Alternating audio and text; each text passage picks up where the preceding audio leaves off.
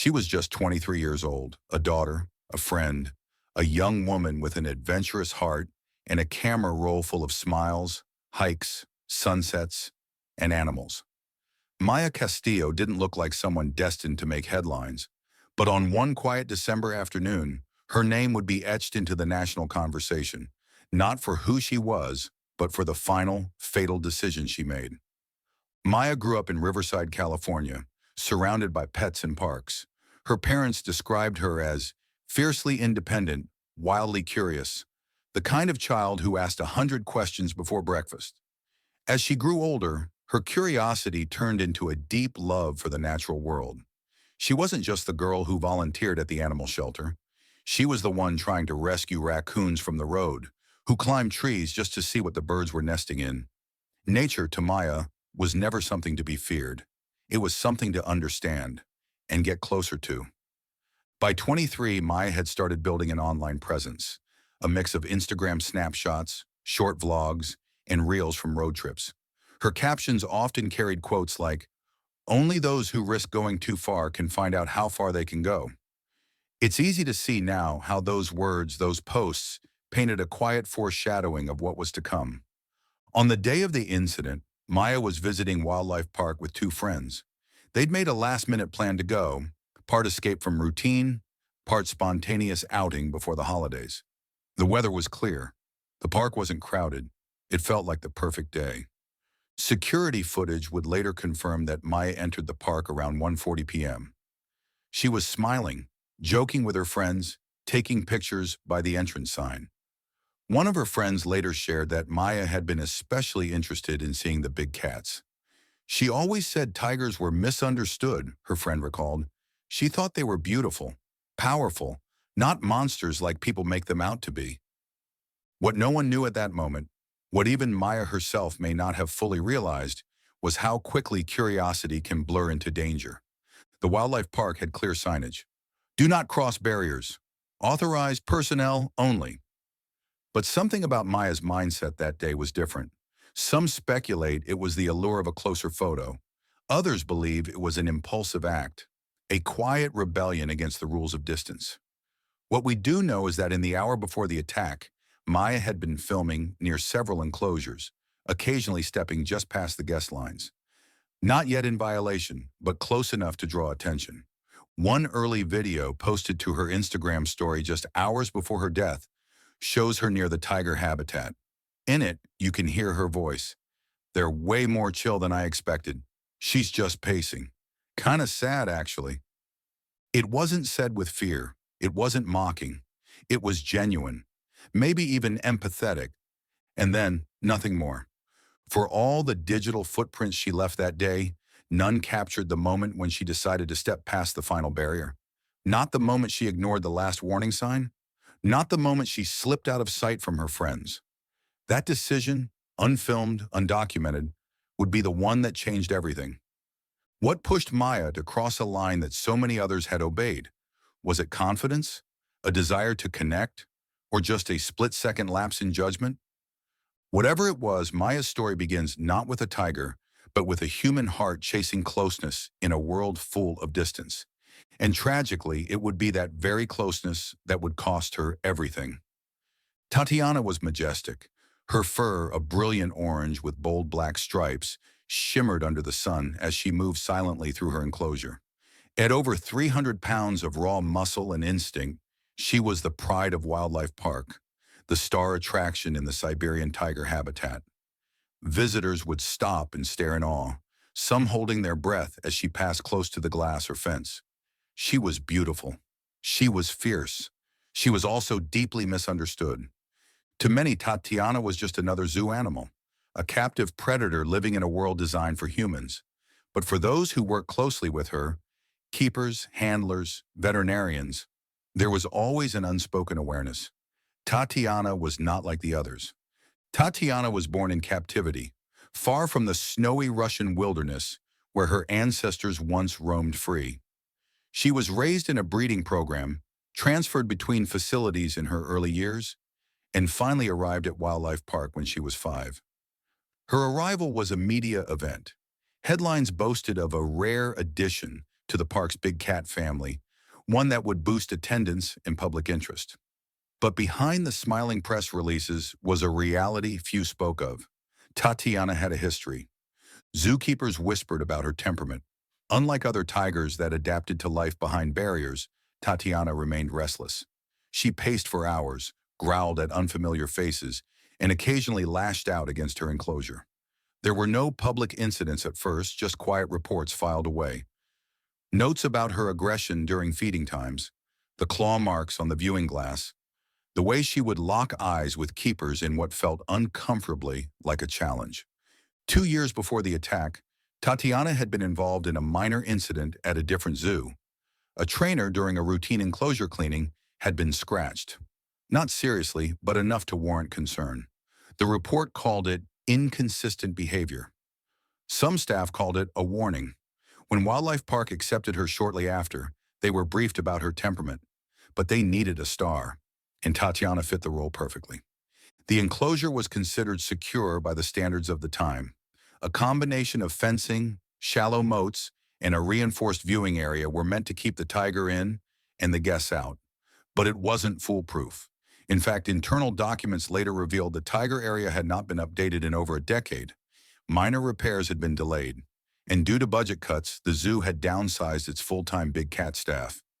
Despite these limitations, Tatiana's presence drew crowds. Her name was printed on souvenir mugs, her image plastered on brochures. Children pressed their faces to the glass, parents snapped photos. And always behind it all was Tatiana, silent, watchful, pacing. To some keepers, she was a tragedy waiting to happen. Dr. Elena Rowe, a wildlife behaviorist who studied Tatiana's file after the incident, described her as a high-stress animal in a low-stimulation environment. In her words, Tatiana exhibited classic signs of enclosure frustration. Stereotypic behavior like repetitive pacing, hypersensitivity to unfamiliar stimuli. These are warning signs, not just for the animal's health, but for everyone around them. So why was she still on display? The answer is complicated, a mix of public expectation, financial pressure, and institutional complacency. Zoos, even conservation-minded ones, walk a fine line between education and entertainment. And when visitors pay to see a tiger, they expect it to be big, impressive, and visible.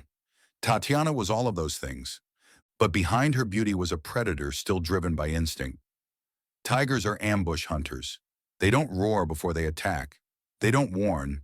They wait. They watch. And when they move, they do so with deadly precision. Tatiana's enclosure, while appearing secure to the average visitor, had one critical flaw: a blind spot just behind the rear fencing where staff assumed no guest could reach. It was behind this spot that Maya Castillo would ultimately step. What Maya couldn't have known was that Tatiana had noticed her long before she crossed that final barrier. According to post-incident analysis, the tiger had been tracking Maya from the moment she approached the restricted side path. Her head followed every step. Her ears twitched. Her body lowered slightly in a hunting posture. Not aggression, but curiosity. Instinct. Tatiana wasn't evil. She wasn't vengeful. She was a tiger, and Maya unintentionally entered her world. What makes this tragedy even more haunting is that it didn't come entirely out of nowhere. Former employees later stepped forward to say they had raised concerns about both Tatiana and the enclosure itself. One anonymous keeper said, "I told my supervisor, we're pushing her too far. She's stressed. She's going to snap one day." No changes were made. Tatiana wasn't the villain of this story, but she wasn't an innocent bystander either. She was a living, breathing consequence of years of decisions made by people who believed the illusion of control was enough to tame nature. She was born wild, raised in steel, displayed for crowds. Her soul trapped between two worlds, never fully animal, never truly free. And when the lines blurred, when one human stepped too far into her space, instinct took over. It was sudden, it was brutal, it was inevitable. Tatiana's story didn't begin on the day Maya entered the enclosure. It began long before, with every ignored warning sign, every cost-saving decision, every moment her pacing was seen as routine rather than a red flag. In the end, the world saw a predator strike, but to those who looked deeper, what they really saw was a mirror, reflecting back the price of keeping wildness behind bars and pretending it won't one day break free. It happened in less than 90 seconds.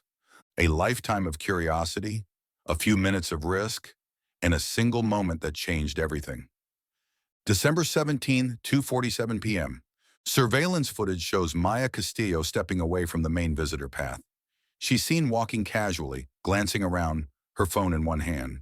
She turns toward a narrow gravel maintenance path that cuts behind the tiger habitat. It's blocked by a rope and a faded sign, restricted area, staff only. No cameras captured what Maya was thinking at that moment, but something in her crossed a line, not just a physical one, but a psychological one. She ducks under the rope. The maintenance path curves slightly uphill. On the left, a row of shrubs and a low concrete barrier. Beyond that, the rear fencing of the Siberian tiger enclosure, tall, chain-linked, and topped with barbed wire. A visual deterrent, but not a physical wall. Maya reaches the corner. The spot is out of view from the public. It's where the terrain slopes downward, and the enclosure fence appears deceptively low.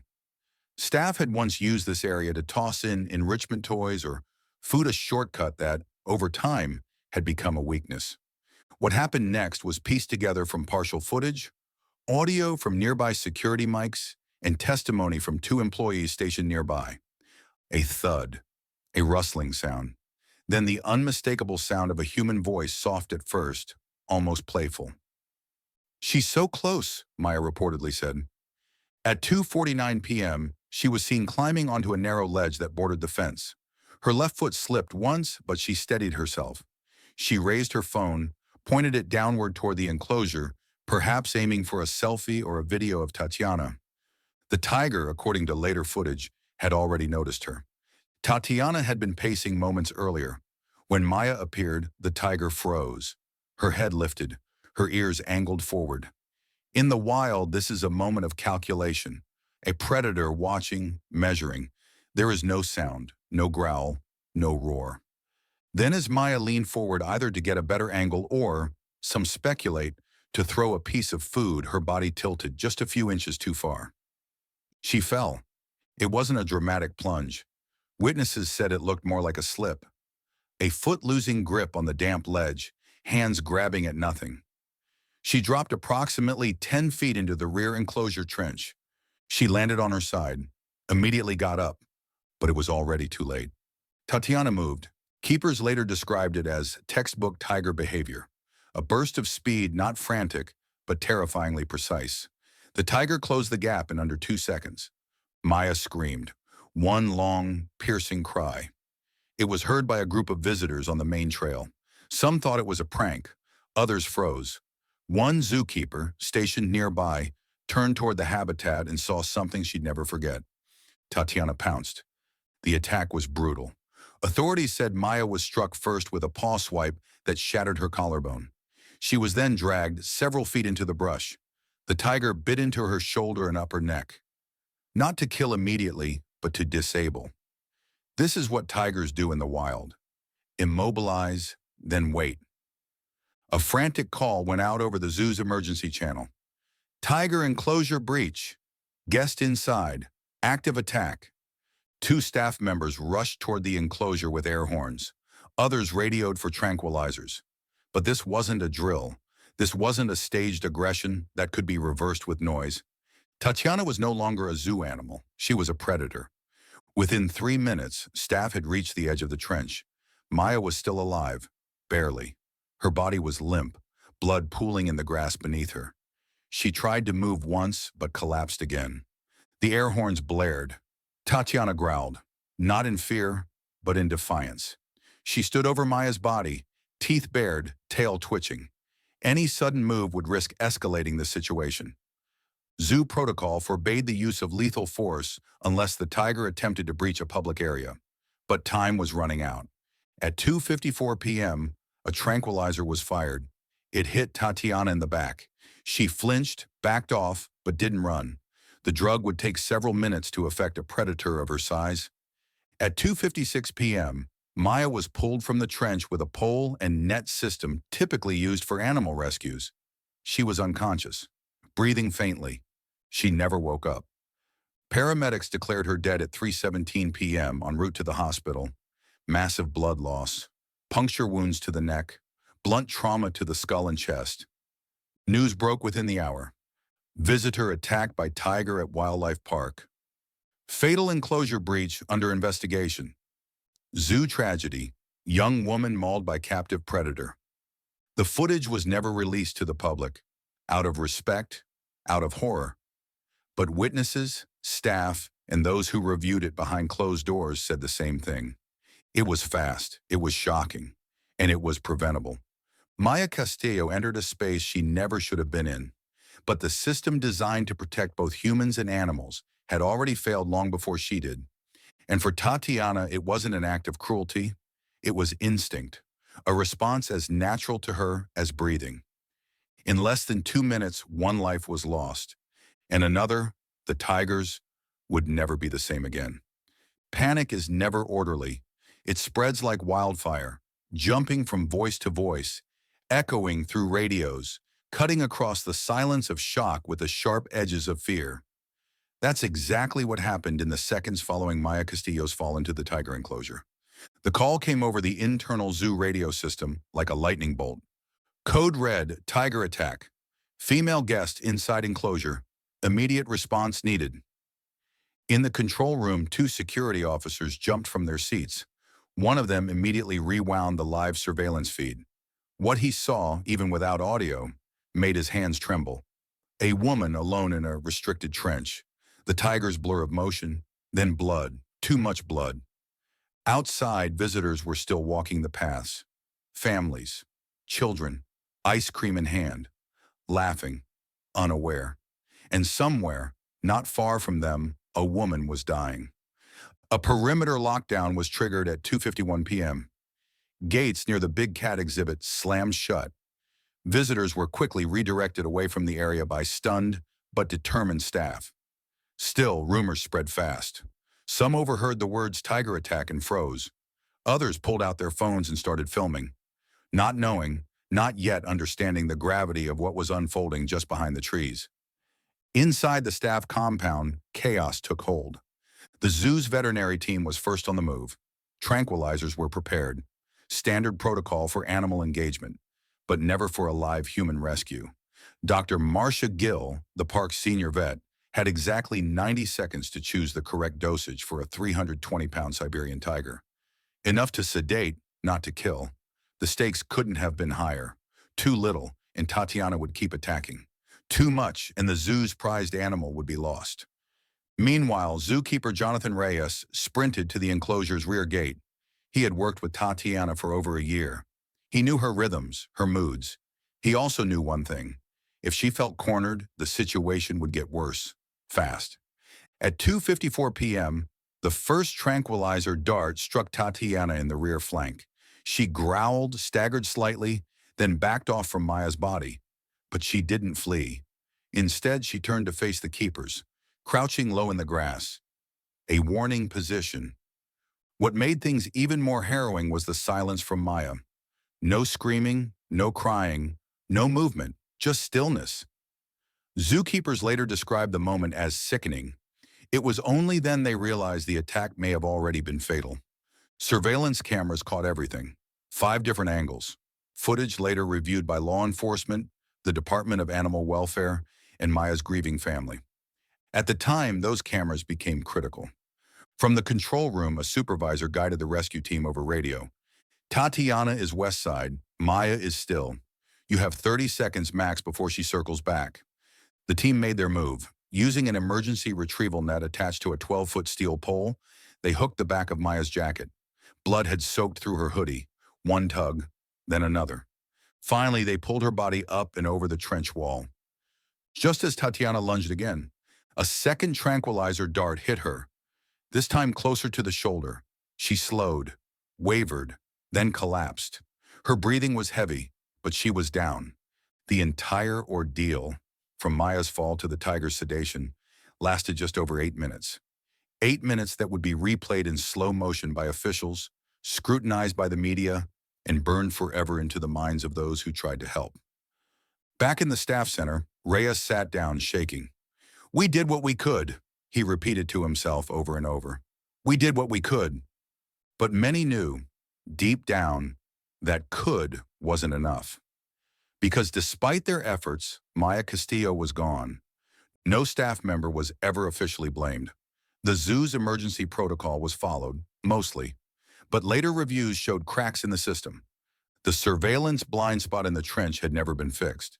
A secondary fence gate, meant to stop unauthorized access, had been left unlocked for maintenance. And most critically, the tranquilizer gun had not been tested in over 6 months. The rescue team was heroic, but they had been set up to fail by a system that had grown too comfortable, too confident in its illusion of safety. In those chaotic minutes, while staff risked their lives, Maya's story turned from a quiet curiosity into a national conversation. Visitors were escorted out. The zoo was closed indefinitely, and the cameras, still rolling, captured the lifeless silence of an empty enclosure. Blood on the grass, paw prints in the dirt, and a darted tiger breathing heavily in the shade. It was over. But for those involved, the trauma had only just begun. The story of Maya Castillo's death didn't end at the zoo gates. Within hours, it exploded across the internet like wildfire, fueled by horror, outrage, confusion, and the raw magnetism of tragedy. That night, national news outlets led with it. Zoo tragedy in California. Young woman killed by tiger after breaching barrier. Was it curiosity or catastrophic negligence? The headlines came fast. The opinions came faster. At first, there was sorrow. Comments flooded Maya's social media pages, many from people who didn't know her, but still mourned her loss. Her last Instagram post, a blurry photo of the zoo entrance with the caption, "Finally made it here," became a digital memorial. Then came the blame. Some said Maya was reckless, that she should have known better, that you don't just climb into a tiger enclosure. Others saw something different, a system that allowed a 23-year-old woman to bypass a barrier, go unseen, and get within inches of a predator without anyone stopping her. The zoo's official statement arrived by 9 a.m. the following morning. "We are deeply saddened by the loss of life that occurred yesterday. Our thoughts are with the family of the victim. An internal investigation is underway. Wildlife Park remains closed until further notice." But saddened wasn't enough. Not for the public, and not for Maya's family. Her parents, Luisa and Marco Castillo, stood before reporters just 2 days later, exhausted and trembling. Her mother clutched a photo of Maya as a little girl, holding a stuffed tiger. "She loved animals," Luisa said. "She didn't go there to provoke anything. She didn't deserve to die this way." They demanded answers and accountability, not just for their daughter, but for the design flaws, the lack of signage, the limited staff presence, and the security gaps that made it possible for a young woman to walk straight into a death trap. And then, inevitably, attention turned to Tatiana, the tiger. Was she to blame? Animal rights groups were quick to speak up. "Tatiana did what any wild animal would do," one advocate from the Captive Wildlife Foundation said. "She wasn't aggressive. She was behaving naturally in an unnatural environment." This tiger, they revealed, wasn't new to controversy. Years earlier, Tatiana had swiped at a zookeeper during a feeding session, an incident that was quietly resolved and never made public. She had been transported from another facility after reportedly displaying stress-related behaviors. Pacing, over-grooming, growling at shadows. She wasn't just a tiger, she was a ticking clock. So when she attacked Maya, it wasn't out of malice. It was instinct, pure and unfiltered. The kind of raw behavior that zoos try to contain behind glass walls, but never really can. But the court of public opinion didn't wait for facts. Hashtags trended for days. Just justice for Maya. Zoo negligence. Free Tatiana. Safety not scenery. Online, the debate raged. Some wanted the tiger euthanized immediately. Others begged the zoo to spare her. And in the middle of it all were the staff. The people who had tried to save Maya, who had trained with Tatiana, who now lived with the image of that day burned into their memories. One anonymous zookeeper, in an interview with a local paper, said, It's not black and white. Maya made a terrible mistake, but we let her.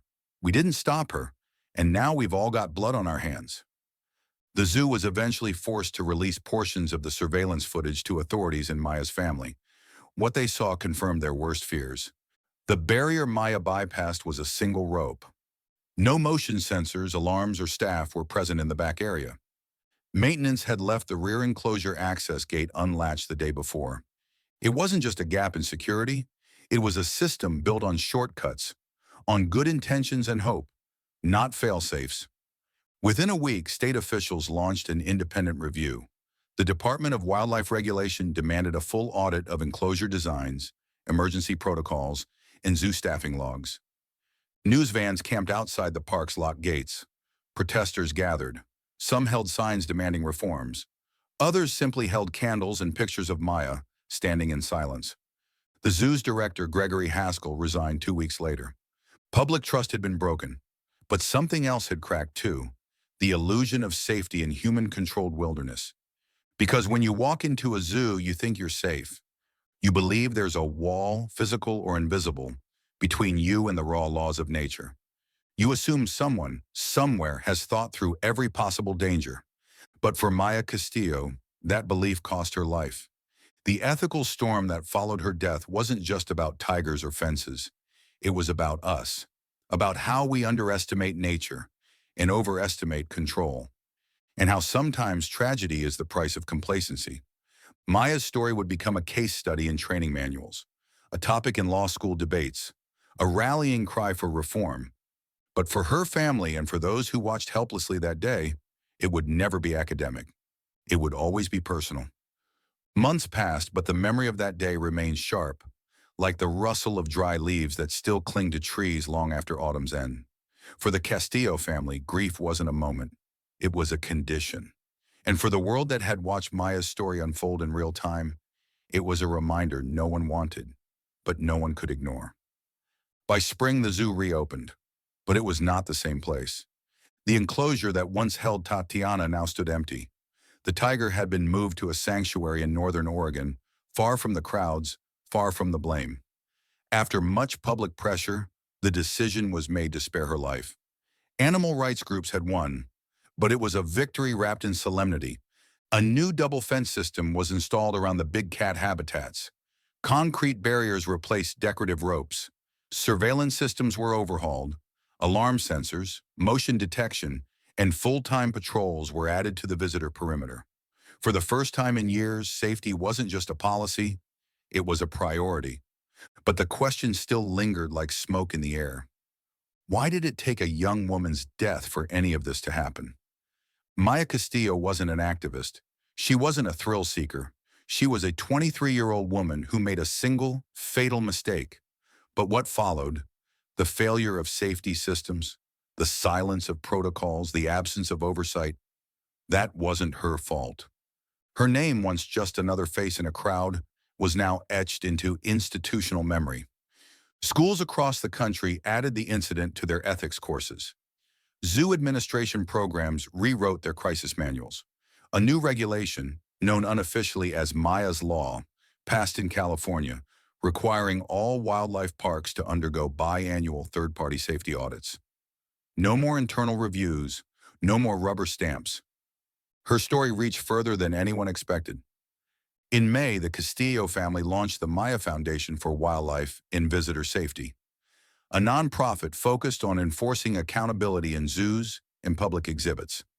Its first campaign, Barriers Save Lives, raised over $1.2 million in just 3 months. The funds were used to help smaller zoos upgrade their outdated enclosures. Luisa Castillo, Maya's mother, became a quiet but powerful speaker at wildlife safety conferences. Standing in front of crowds of professionals, she would hold her daughter's photo and say, "This is who paid the price, not a reckless trespasser, not a thrill seeker, a daughter, a sister, a person who walked through a gap that never should have been there." And people listened. There's a strange contradiction at the heart of this story, one that stirs discomfort. Maya crossed a line, but she didn't jump into a lion's mouth on a dare.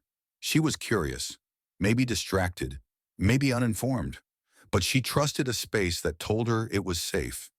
That's what institutions do. They invite our trust. And when that trust is broken, especially by something as violent and irreversible as death, the consequences echo far beyond the moment. At Wildlife Park, a small plaque now stands near the tiger enclosure's new viewing platform. It reads, "In memory of Maya Castillo, may her story remind us that nature is never tamed and safety is never optional." Visitors stop to read it. Some walk away in silence. Others stay longer, staring into the space beyond the glass, where tall grasses sway in the wind and nothing, for now, prowls. But perhaps the most haunting legacy Maya left behind isn't in bronze or policy or protests. It's in the moment. That one terrible moment when a girl crossed a barrier and the world proved that it wasn't built to catch her. In the end, hers is a story about assumptions, about the blind faith we place in walls and fences, about how civilization tries to wrap its arms around the wild and pretend it understands it, and about how sometimes a tiger reminds us otherwise. Maya Castillo did not plan to become a lesson, but that's what she became. Her story isn't just retold. It's studied, it's debated, it's mourned. And in that mourning, there is change. In that pain, there is purpose. In her memory, there is something more than just tragedy. There is warning. And there is hope that it was not all for nothing. Even now, long after the headlines have faded and the social media posts have been buried by 1,000 other stories, one truth continues to echo in the minds of those who followed Maya Castillo's tragedy. We built the fence, but we never truly understood what it was meant to hold back. Zoos by design are contradictions. They present wildness in cages, primal instincts packaged as entertainment, education, and conservation. We bring our children to see animals they would never otherwise encounter, to marvel at their beauty and fear their power, all from behind a pane of glass or a metal rail. But the illusion of safety is fragile. Tatiana, the Siberian tiger, was not broken. She wasn't flawed. She was doing exactly what millions of years of evolution had trained her to do. And when Maya stepped into her territory, the boundary that humans had imagined disappeared in an instant. Because nature doesn't care about ropes and rules. It doesn't care that we put up signs. It doesn't care that we think we're in charge. And yet we continue trying to mold it, to shrink it, name it, and lock it behind fences. Maya's story made us confront the uncomfortable fact that wild animals in captivity are still wild. That even with training, with feeding schedules, with decades of research, we cannot predict every behavior. We cannot erase instinct. And that should humble us, but it should also awaken us. In the months following Maya's death, a flood of inquiries revealed similar near incidents at zoos across the globe.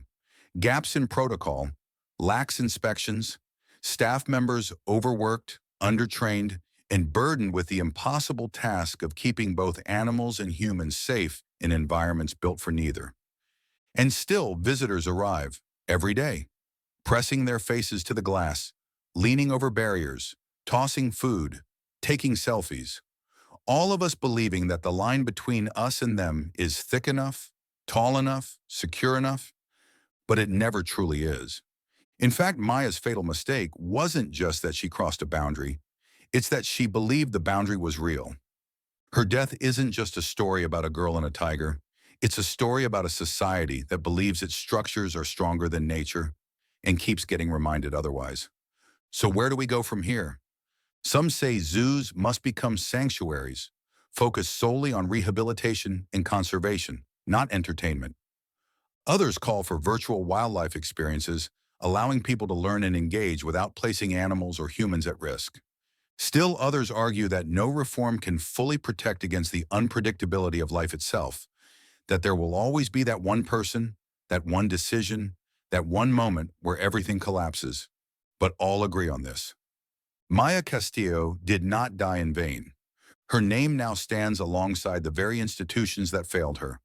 Her face is a part of every training slideshow, every safety drill, every ethics meeting across dozens of parks and facilities. Her story is read aloud to new zookeepers and exhibit designers. And her mother's voice, calm but unshakable, continues to echo in boardrooms and legislative chambers. She reminds them that behind every policy is a person, Behind every fence, a risk. Behind every second of silence, a chance to act before it's too late. And then there's Tatiana. Moved from public view, she now lives in a quieter world, surrounded by fewer distractions, fewer people, and far fewer chances for another mistake.